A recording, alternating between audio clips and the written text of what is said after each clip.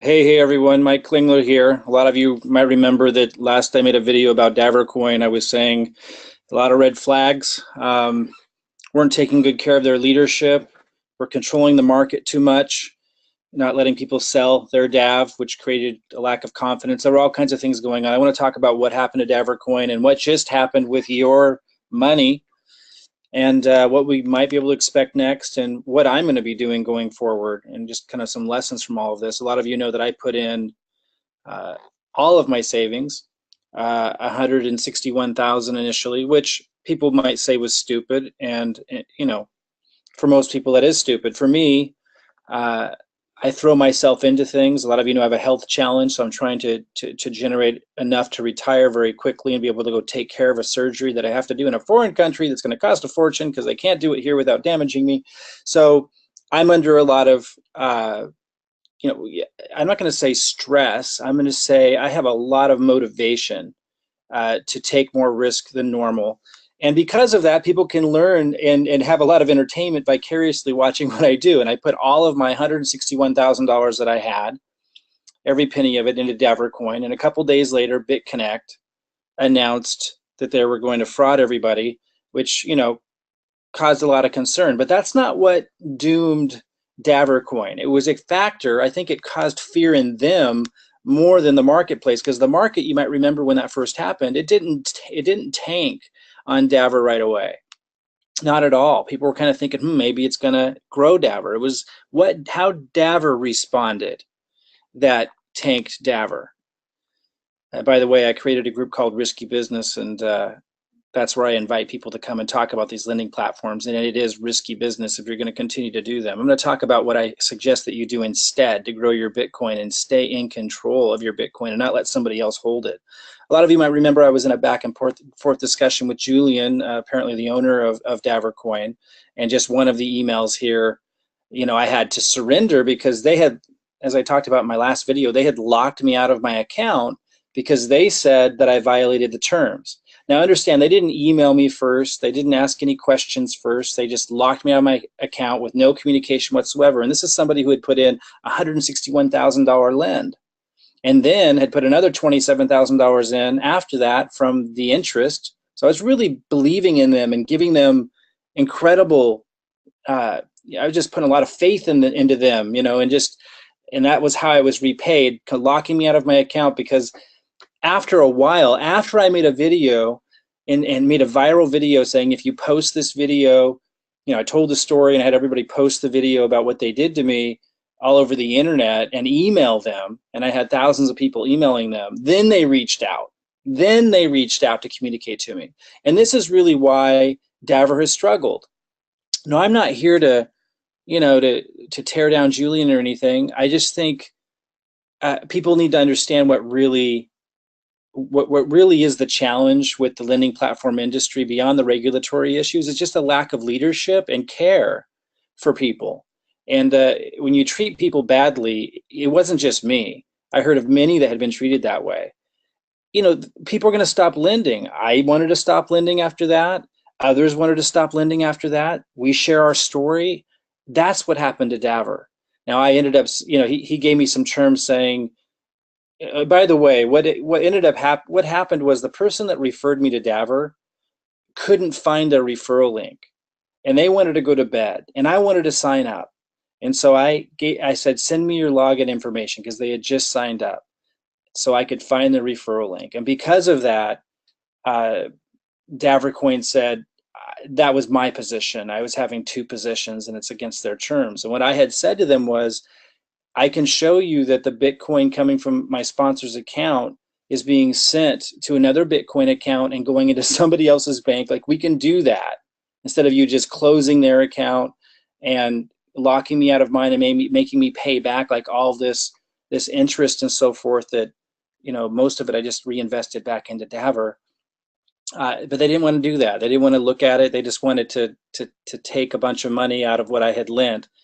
And again, even my feeling was Julian is a stand-up guy and a principled guy in many respects, but he knows when, when he doesn't want to know something because it benefits him not to know it. That's kind of the angle he was taking. And I think it was fear-based. I think they were fear-based from what happened to BitConnect, and they were afraid to let their resources go. And so they started really making bad decisions and mistreating the people they should have taken care of most. And had they not been so fear-based, I think they could have, they could have done just fine.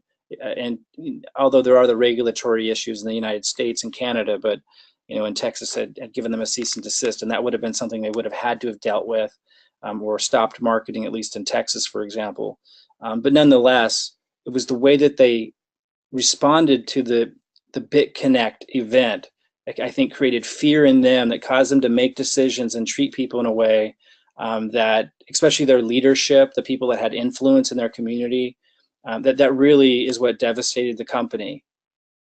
I hope they make it. I hope they find a way to create a utility token like they're talking about, but it's just really hard to imagine that they can do that based on what we've seen so far. So what really happened was, yeah, BitConnect screwed the market completely. I mean, you could say it was fraud. I don't know if it's any more fraud than the United States student loan system, getting all these middle class, lower middle class, upper middle class students to put out huge loans, and then they're paying it back for the rest of their life, and that most of them come out not having a good job at all. That seems like just as much a fraud as what maybe BitConnect did. And there's lots of those, right? The real estate boom, that ended up being a bubble that went bust, and a lot of people lost their homes. That looked like, fraud if what BitConnect did was fraud. So, I mean, I don't know, it's all relative, right? But BitConnect screwed the market. It did create fear. I think it created more fear in Davorcoin than it created in their marketplace that caused Davorcoin to make bad decisions. The cease and desist, not just to Davorcoin, but to all the companies, I mean, that was definitely a pressing issue. I don't know how they were going to deal with that, but those were small jurisdictions. It wasn't international.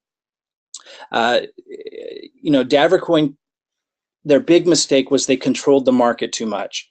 They prevented me from selling my Davorcoin. I put in $161,000 of my own money, which is now gone, which was everything I had. And again, I'm not complaining. I took the risk, but nonetheless, I'm just explaining what really happened. And when before they locked me out of my account and those shenanigans, by the way, they did that to other people that made big loans too. But before they did that, I was trying to sell just like $100 worth of DAV a day, and it wouldn't let me. It would let me sell about 100, and then it wouldn't let me for a while, and then a couple of days would go by and it wouldn't let me sell any, and then I could again. And they told me, we don't want people controlling the market. I'm like, well, I'm just selling my interest to get the money I put in back after a couple of months. But they wouldn't do that, and that made me very unwilling to want to invest more. And I know they were doing that to others. So a lot of the people that only put in a little, they didn't see that, but people that put in a lot, which is their bread and butter. I mean, the people that were lending a lot, they were afraid to lend more because they couldn't sell their DAV. So they were controlling the market way too much. And by the way, I couldn't sell very much DAV, even when it was 120, 140, 150 a DAV. They were overly controlling the market, which created fear in the people that lended the most. And that is definitely what I think crashed the market most, because people just wanted out. I wanted out. Everybody wanted out after that. And when they saw that I was trying to sell my, get as much as I could out, then they locked me out. And then I found out, I violated terms supposedly. And again, I'm not trying to be mean or anything. And I appreciate what they were trying to do, and I understand the challenges, but just a really mishandling of things. And I think it was all fear-based on their end. After BitConnect went down, I think they just started making really bad decisions that severed their relationships with the people that they needed to nurture relationships with, and they did it in a very striking way. So they controlled the market. I couldn't even get my DAV, even small amounts. I mean, like small amounts for me, to get back the amount that I lent, it might not be a small amount to you, but to get back a couple $1,000s a day or whatever, it was very difficult. And it was very difficult to get the DAV even on an external exchange to sell. In fact, I couldn't get it on an external exchange. Even when it was over like $100 a DAV. It's just crazy. Like, how could they possibly survive under, doing those kinds of things?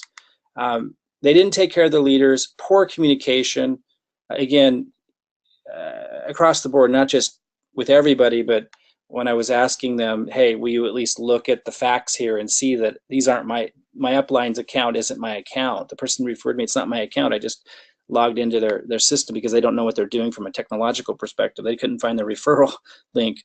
But they didn't want to look to see. I could have proven that very easily. They weren't interested in that. They had an agenda, and they followed through on that agenda, and it's what led to the demise. And then there was just a zero service oriented culture, and I think that's the biggest problem with the lending platform, except Monetize Coin. And I'm not promoting Monetize Coin, but they are very good at communicating. They're very customer oriented. I don't know if they're going to be able to survive everything that's going on, because now what Davor has done after BitConnect, I mean, there is a very fear-based culture in the whole lending platform industry, and a lot of regulatory issues and so forth. But nonetheless, Monetize Coin does handle themselves very differently, I just want to say, and Finecoin also, which I never was involved with, may consider it because they're changing their model apparently, where it's not going to be a lending platform, Finecoin. They're addressing the regulatory concerns. So I do see some glimpse of hope in the market where they're changing, and it'll be those who adapt and who treat people well and who communicate well, who look at adjusting the model to address regulatory concerns that might survive and do very well. So what happened to your Bitcoin? Well, they probably spent a lot on the business development in supporting what they did. They possibly saved some. Maybe they still have some. I'm assuming they have some for the next project. They're saying they're going to develop, Davorcoin into a utility token or utility coin and build its value back up. Let's see. Let's hope. I don't know if that's just an exit statement or that's really their intention. I've got over 12,000 DAVs, so I certainly hope so. It's not worth anything right now.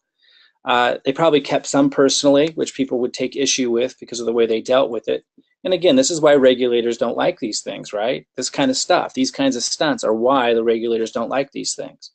And they returned, they did a BitConnect move, right? They returned, maybe it was even worse, I don't know. They returned the DAV at the price you lent it at. So when I bought DAV, I bought like 2,200 or whatever it was at like $80. They gave me 2,200 DAV back when it was worth 4 cents.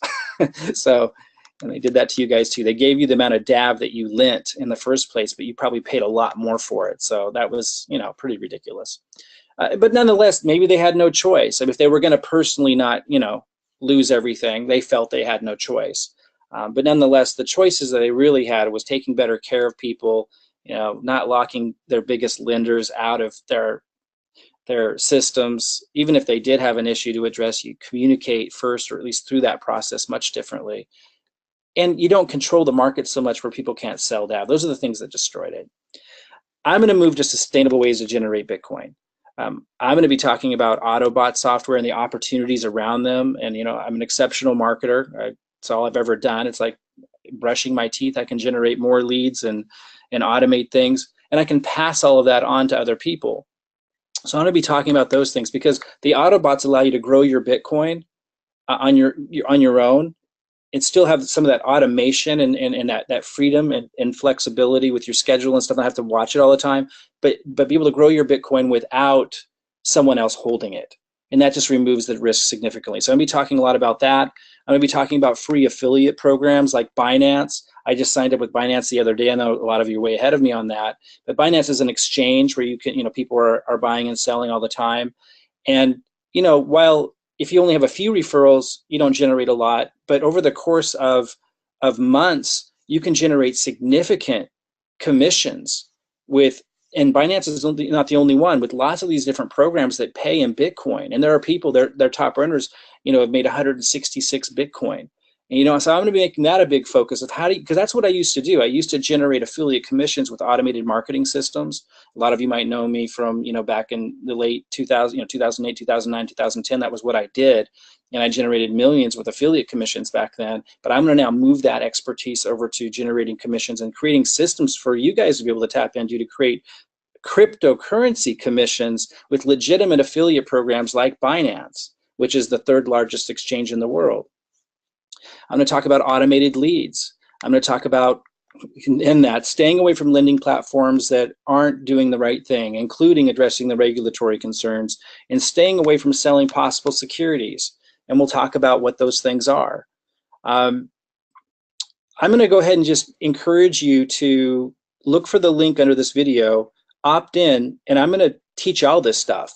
I'm going to teach all of it without you having to pay anything.